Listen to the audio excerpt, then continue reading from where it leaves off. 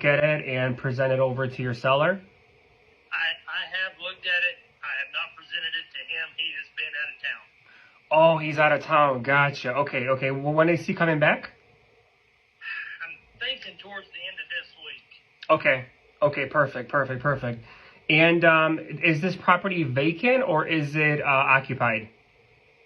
Well, he's been living in it, but he's kind of transitioning back to Las Vegas, where he's from. Nice. Is he looking to purchase a new property in Vegas? I do not know that. I think he and his wife already have some arrangements made. Okay. But that is certainly something I'm going to ask him as we get closer. Got it. Perfect. Yeah, because if that was the case, I just wanted to let you know that we work with, we have a relationship with a lender that we've done business with for a long time, and he's able to get your client pre-approved for a new property while we're taking over his existing mortgage. I got you. So on that, I had a question for you. Yeah.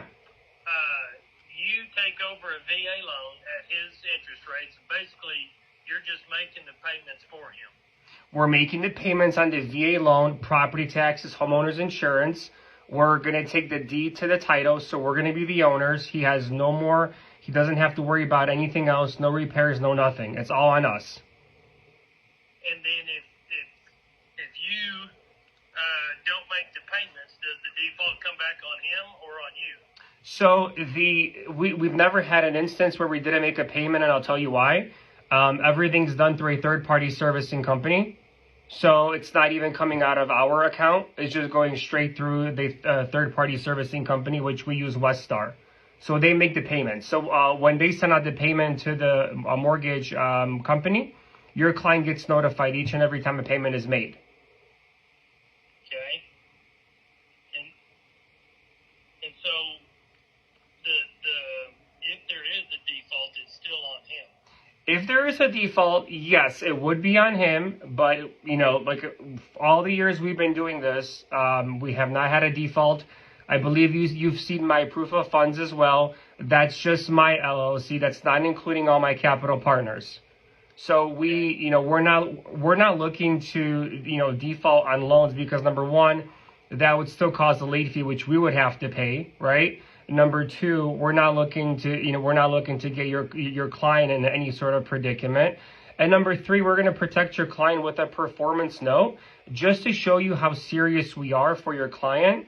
We're going to put in a performance note in our agreement that title is going to prepare that if we're late more than 61 days, your client gets the property deeded back into his name. He can just simply go and get it recorded. He keeps all the money we've gave him, all the cash flow, the tenants, the principal pay down, everything. He gets the property back just like he had it, but even better because we'll probably make improvements to it as well. So that's how confident we are as we put that in there. So he doesn't even have to go through any sort of foreclosure process. It's just a performance note and a deed in lieu, and 61 days, and he gets the property back.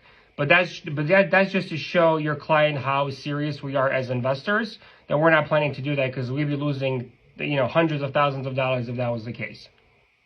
Right, and so then y'all will turn around and lease it out. Yeah. We have many exit strategies. We have long-term rentals. We have short-term rentals. We do midterm rentals. We have contracts with hospitals.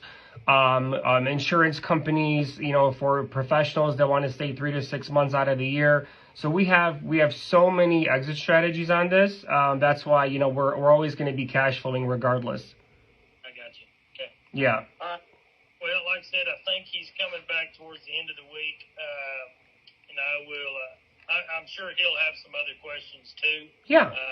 Yeah. And if I remember right from the letter that she sent, you wanted to take over his existing note and pay him up front $10,000 cash. $10,000 cash, and we'll pay your commission of 2.5%, and we'll cover the title costs and transfer taxes. Okay. All right. So if we are leave it on the market and sell it for the 305 that it's listed at, he's obviously going to make more than the 10,000. What is his motivation other than just to turn it quick? He's gonna make what do you have on your net seller sheet? And And I'd have to go back and look. I'm not in my office right now. Because I just do a simple calculation of purchase price times 0.92, which would be typically 6% to the agent and the buyer's agent, and 2% for closing costs. And then I just subtracted what his approximate mortgage balance is of 275, unless I'm off a little bit on that, and that gives me a net to him of 5,600. If I'm off, please let me know. And then I can always go back to my capital partners and see if we can increase the 10,000. But the reason it was 10,000 is because our estimate was he was getting $5,600 in his pocket. I got you. Let me go back and when I'm back in my office, pull the net sheet. I was thinking we were somewhere around 17,000. Oh, yeah. I'm just using a basic 2% closing cost calculation and 6% buyer's agent and seller's agent, because I don't know how much you'd be paying the buyer's agent, but typically it's like 3%, right? Yes. So this was a 6% listing. So yeah, if another agent brought it out, I was going to split it with them. Yeah. So then okay. either I'm off on the mortgage balance, or that's where I'm thinking, but I can't remember off the top of my head. Yeah, if I'm off on the mortgage balance, I have no problem. Getting the seller net up, because I want to make sure it's advantageous to him, and it's advantageous to you as well. If we would get this under contract, we buy as is. We just do 2 max inspections. There's no appraisals. We don't ask for repairs or anything like that, and we close under 30 days. We use a company out of Garland, Texas. They do all of our transactions. They specialize in subject to. I've closed many transactions with them, and they're fantastic. And you and your seller would really not have to do much besides provide some just general documents for me in the beginning, and then the title company would just email your seller whatever they need from them, and then that's it. And we would pay for the transaction coordinator as well. We have one on staff. Gotcha. Okay. All right. And you called this a deed in lieu of, and I lost the last word you said. So it's called a performance note and a deed of, and we're gonna do a deed in lieu. So okay. Yeah, so basically we're gonna go ahead and give him the opportunity. If we're ever late more than 61 days, so like 2 months in a row, he can record the property right back into his name without having to do anything else. Okay. All right. I think I understand it all, and I will do my best to explain it to him when he gets back into the area. Could you do me a favor though? When you look at the seller net sheet, can you call me back so I can get that corrected on my end? Because if I'm off on the mortgage balance, I have no problem increasing that seller net. Okay. Yeah. Let me look at that when I get back into the office.